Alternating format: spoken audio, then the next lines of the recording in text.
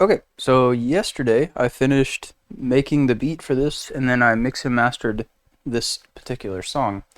And I did so with the vocals, like it's a full song, not just a beat this time. And I did that because somebody in a video recently asked me to mix and master a song like with the vocals, so I'm actually mixing and mastering like a full song, not just a beat. So I thought I would go through my process for how I did this. So I finished making the beat and then I exported all the stems. And so at the top here, we've got the melodies. Then I have the bass. Then down here, I've got the drums. And then down here, I have the vocals. So let's go through the process. So I've got everything on the mixer channel. Okay, so I've got all my melodies going to one place. I've got my bass going to one place. And then I have all of my drums going to one place. Okay, and then all my vocals are also going to one place. So I've got everything on the mixer channel, and every group of instruments or groups of sounds are all going to their own spot. And the reason I do that is so that I can affect them all together. And there are a bunch of different things you can do with that. So one of the first things I did was I took my melodies and I put an EQ on them, ducked down a little bit of harsh frequency, and then I put on a fruity limiter and used it to sidechain. When I was mixing the beat to begin with, I sidechained the kick to the melody just a little bit and just ducked down the melody ever so slightly. So if I were to play just the melody by itself, so here's the melody just by itself.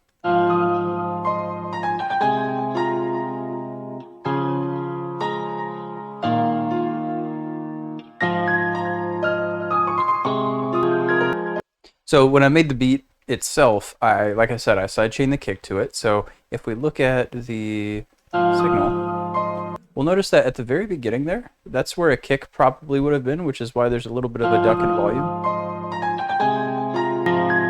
Okay, it's kind of hard to tell visually where the other ducks in volume are. There might have been one right there. Anyway, I sidechained the kick to the melody when I was mixing and mastering the actual song. So in the beat itself, I sidechained the kick. Now that I have everything together in a full song with vocals and all that, now what I'm going to sidechain to the melody is the vocals. So you'll notice that all of my vocals, like I said earlier, are going to one spot, and I'm sending that signal all the way over here to the melodies, and then I'm sidechaining the vocals to the melodies. So let's turn on the vocals.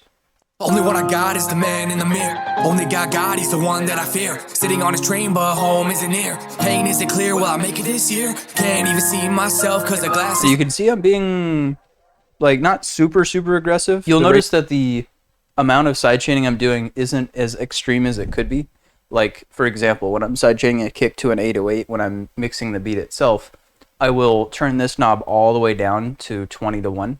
Whereas in this case, it's only up to, like, what did it say, 2.9 to 1 or 3 to 1, close to something like that. So it's not the most aggressive, but it is a little bit more aggressive than I would typically do. The threshold has just been brought down so that I'm just barely, like, as the vocals get as loud as they'll get, that's when the volume is going to duck down. Only what I got is the man in the mirror. Only God, he's the one that I fear. Sitting on his train, but home isn't near. Pain isn't clear, will I make it this year? Okay, the next thing on the mixer channel is my bass for my 808. I don't actually remember what 808 or what bass I used for this. I want to say it was a bass out of Sakura that I just found and I liked the texture of and I used it.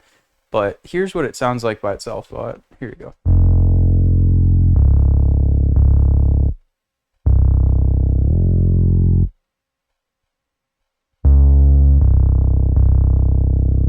Basically what I put on my 808 is like a soft clipper, some distortion, an EQ, and a fruity limiter so that I can push the volume a little bit and sidechain the kick to it, or, you know, various other things.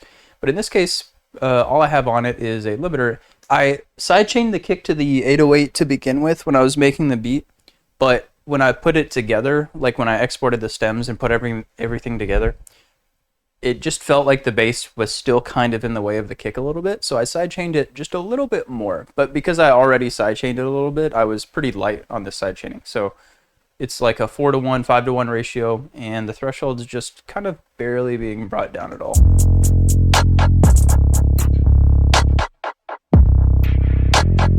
We just talked about the melodies, we just talked about the bass. So here are all of my drums. So I've got my kick, I've got hi-hats in here, I've got a main clap, I've got some secondary snares, and all that good stuff, and they're all going to one spot. And again, I've got a limiter. In this case, the limiter isn't actually doing anything. Well, I say it's not doing anything. It's limiting anything that gets super, super loud like that right there. But for the most part, it's not really doing much. Grave in the ground. Let's hear it all together. I don't wanna be another grave in the ground. Days turn to nights and nights turn to day. Okay, so that was the drums. Again, there's not a lot going on with the drums. I just made sure that my kick and my bass were in mono, and my secondary snares, which are here and here, I believe, are separated quite a bit. And this one I separated even more after the fact because I wanted to push it out to the sides even more so. But yeah, that's basically it for the drums. For the vocals, which I have next, are all right here. And I tend to do my vocals in like two different, like one main vocal chain, and then I have an ad-lib chain. So here are my vocals, okay? So I've got all of my main vocals right here. And all of my main vocals are just going straight to the vocal chain, which we'll go over in a second. If it's not a main vocal, meaning it's an ad-lib or something, so these are my ad-libs here, I send those to my ad-lib mixer channel, and then the ad-lib channel goes to the vocal chain. So let's look at the ad-libs first, and then we'll look at the main vocal chain. He's the one with my tears. All right, so here's what the normal vocal sounds like. Only one I got is the man in the mirror. Here's what the ad-lib sounds like. There's a man in the mirror. There's a man in the mirror. Okay, so you'll notice that they sound quite a bit different, and obviously that's because of the effects going on. So the very first thing I do with my ad-libs is I put like a radio effect on it, meaning I take an EQ and I pull the bands in until I'm about, this is where I pulled them in and I liked the sound and the texture to it, but you can play with this and see how far you want to take it. So this band is at about 4 to 5,000, somewhere in there. This band is at about 4 to 500, and then I'm kind of boosting everything that's in the middle a little bit. So there's a man in the mirror. He's the one with my tears. Home is what I fear. Okay, so the next thing in the chain for the ad-libs is a spreader. Now, I don't recommend using this on main vocals because it'll like make the vocals kind of phasey and sound weird and hollow. I don't know how to exactly to describe it, but it adds like this weird sound or texture to vocals, and it just doesn't sound amazing. However, if I'm using it on ad-libs, that kind of effect is actually what I'm looking for, because I don't want it to be as present or in your face or normal, I guess. So a spreader on the ad-libs sounds fine to me, but I tend to avoid it on the main vocals. There's a man in the mirror. He's the one with my tears. And essentially what spreader is doing is you're spreading the sound out. So you've got 2 or 3 different knobs here. I kind of ignore this bottom knob. So the spread is kind of pushing the sounds, like instead of going in the middle of the stereo image, it's going out to the sides. Separation is kind of similar, although separation is more about like mono versus separated, meaning it's coming through one channel versus 2 channels. Anyway, the point is, if you turn these 2 knobs up, you're going to make things sound a lot wider and a lot more like they're on the sides, basically. There's a man in the mirror. Which is what I want, because my main vocals, if we looked at our main vocals, they're a little bit more centered. So only one I got is the man. Okay, so here's the main vocals. Only one I got is the man in the mirror. See how like only in the center it is? The It's pretty much only in the center. Whereas if we look at the ad-libs, there's a man in the mirror. He's the one with my tears. So looking at the ad-libs, they're clearly a lot more spread out. And you can see the thing in the middle, that was the original signal, and that looks pretty close to what the original vocals look like. This like darker color is what we've done to it. We've pushed it out to the sides more. But I'm praying for my friends now. Okay, the next thing in the ad-lib chain is a Fruity Flanges, which I believe is just flanger, but like Fruity Image Line's version of flanger, basically. It's one of their stock plugins. And I literally just leave this on default settings. If I'm putting it on a main vocal, I will take the dry knob and turn it up to 100%. But in this case, because it's the ad-libs, I just leave it alone. And then I mix it back just a little bit. So it's mixed back to 79%. So it's not all the way on, but that texture is being added. So if we listen to it with and without this texture. There's a man in the mirror. So that's without. There's a man in the mirror. He's the one with my tears. Here's with. There's a man in the mirror.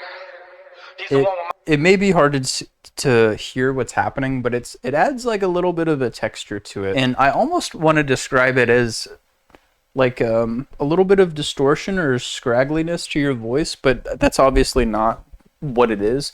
But it doesn't matter. The point is, Fruity Flanger is kind of slept on for vocals. It helps add like I really don't know how to describe it, but it adds a quality to the vocal that I really enjoy. On the ad-libs, the next couple of things are some delays. And the way that I have them set up is I have it on ping pong, the volume and cutoff are about halfway.